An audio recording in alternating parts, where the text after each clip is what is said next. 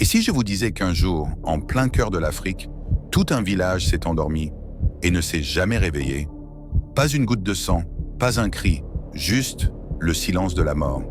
Cette histoire est vraie, elle s'est passée au Cameroun en 1986 et elle reste à ce jour l'un des mystères naturels les plus terrifiants du continent africain.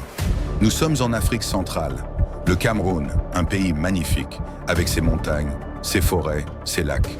Mais derrière cette beauté se cache un drame presque surnaturel. Dans la nuit du 21 août 1986, le village de Nios, près d'un lac paisible, va basculer dans l'horreur.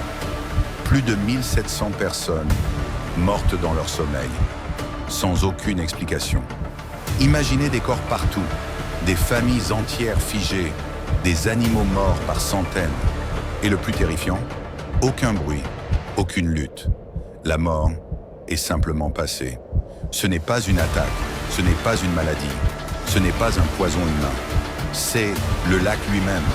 Ce qu'on découvrira plus tard, c'est qu'un phénomène rare et invisible s'est produit cette nuit-là. Une éruption limnique. Sous le lac Nios, une poche de magma produit du dioxyde de carbone, un gaz inodore, invisible, mais mortel. Le 21 août, ce gaz est remonté d'un seul coup à la surface. Un nuage de mort a glissé sur les villages environnants. L'air s'est vidé d'oxygène.